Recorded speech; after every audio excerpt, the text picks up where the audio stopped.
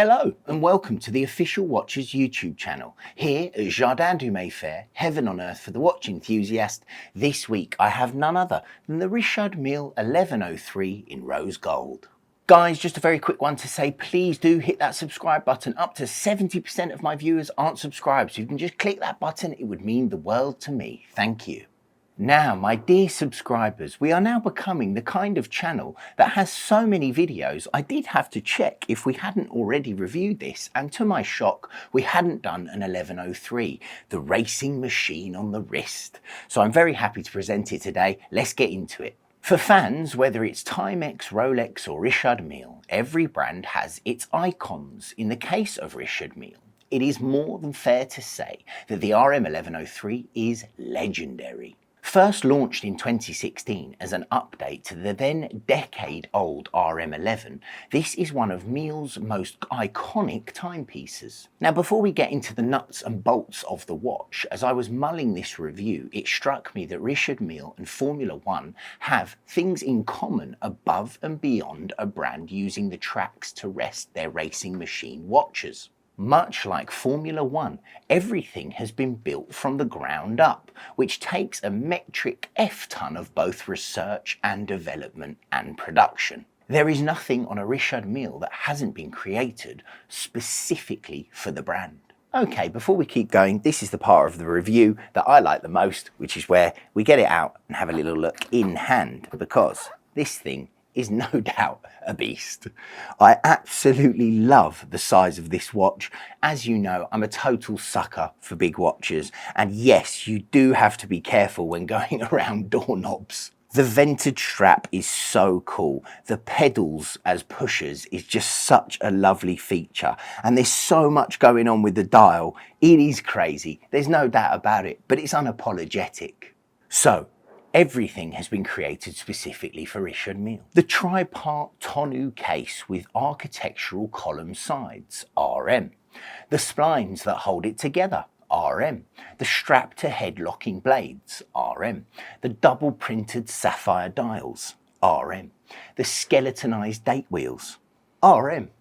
The wheel rim, crown and brake pedal pushers, RM. Movements suspended from wire for shock absorption, RM. Use of quartz and other space-age materials for cases and movements, yeah, you're gonna guess it, it's RM.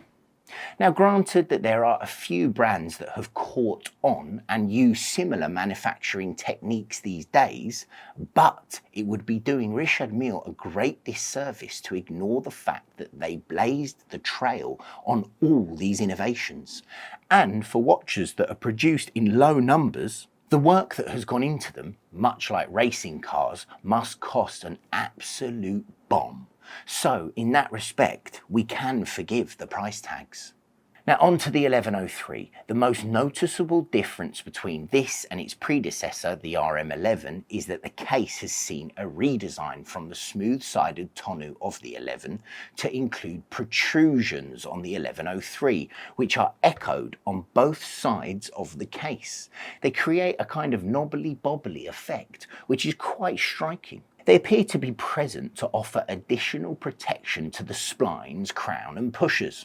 Or perhaps they are a design choice to echo the pillars of the titanium flanks of the middle case. Either way, I really like them. As per usual, this is a three-part case held together with splines, the heads of which make up the signature 5-point stars on the bezel and caseback. Front and rear case is presented in 18-karat rose gold with a mid-case machine from titanium to reduce some weight and create a pleasing contrast between metals.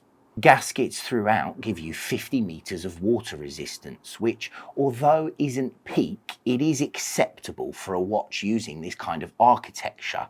Now, you guys will know if you watch the videos, it is one of the downsides, from my personal opinion, on an RM. I would love to be able to jump in the water with this thing, but at 50 meters, it's not safe. Broadly, the 1103 is the same size as the RM11 at 44mm in diameter with a lug-to-lug of 50mm, and it sits at 16mm tall.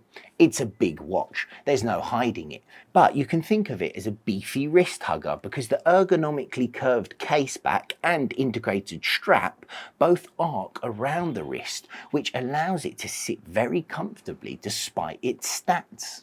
The RM1103's form is designed for comfort and visual impact, and at both it succeeds. An interesting point, if you don't get out much like me, is the sidebar on the case was built by Montreuil's Valgine, a tip-top family-run manufacturer that has been operating for around 120 years. The leaf and spring clasp used by Richard Mille was designed and executed by G&F Chatelain, another 100-plus-year-old company which specialises in case and clasp making. The dial, though, is the star of the show. Yes, it's busy and a riot of white, green, red and yellow, but at the same time it is supremely readable at a glance, and if you study the level of finishing going on amongst the subdials and the frame and it's open worked, it is spectacularly well done. There is a double layer of sapphire covering the dial.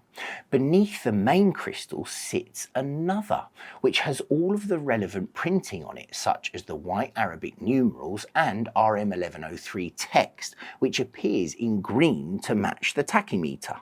At the bottom right of the dial sits the month feature as a reminder that the 1103 has dual complications, flyback chrono, annual calendar, meaning that not only is it an excellent stopwatch, it also needs to be reset once per year to accommodate the date change in February.